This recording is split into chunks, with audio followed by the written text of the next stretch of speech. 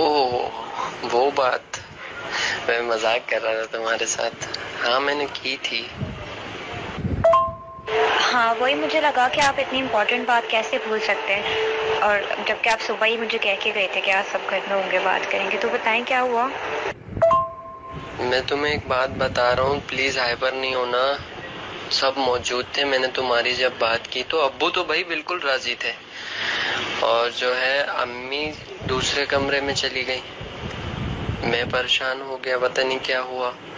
तो फिर मैं जब दूसरे कमरे में अम्मी से बात करने गया तो क्या मतलब आगे? तो क्या? आई होप कि कोई भंड ना हुआ हो जो आप इतना अटक अटक के बोल रहे हैं ना। मैं समझ रही हूँ थोड़ा बहुत, बोल बताएं खैर। हाँ हाँ, तुम जरा 2 मिनट रुको, मैं तुमसे कांटेक्ट करता हूँ।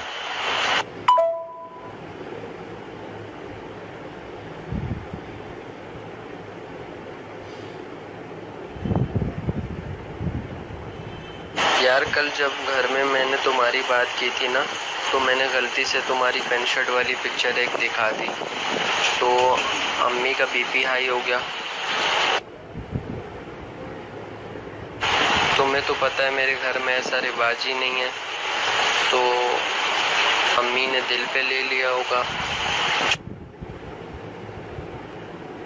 अरे राफी, आपने क्या हरकत कर दी?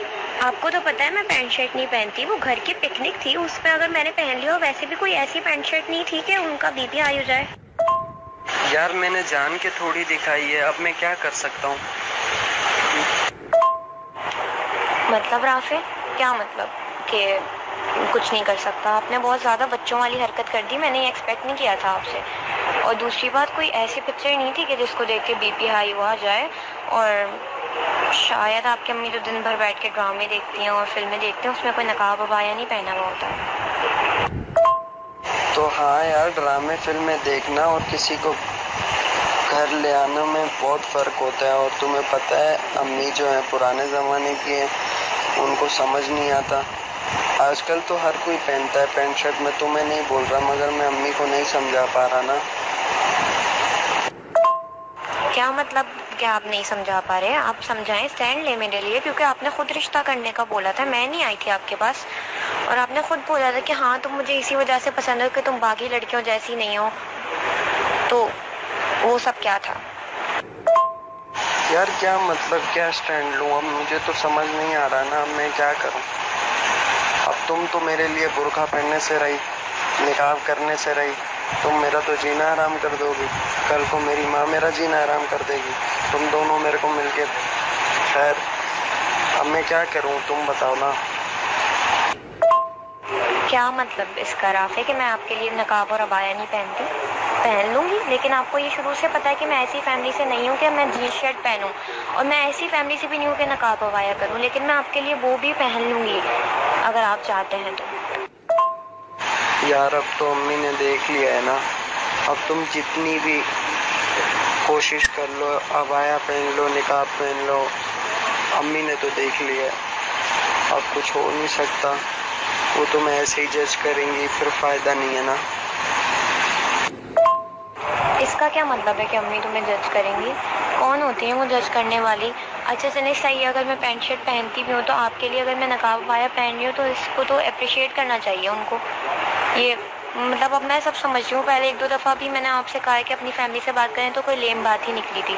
मुझे समझ आ रही है आपको सिर्फ अपनी उस कज़न से करनी है जिसका रिश्ता आपसे तय है इंडिया में। और तो अगर आपको उससे करनी है तो मुझे साफ बता दें, मुझे ऐसे नहीं चलाएं, ऐसे ह्यूमिलिएट नहीं करें कि तुम ये करती हो, तुम वो करती हो, तो इसलिए अम्मी नहीं मान रही है। गलत बात है ये।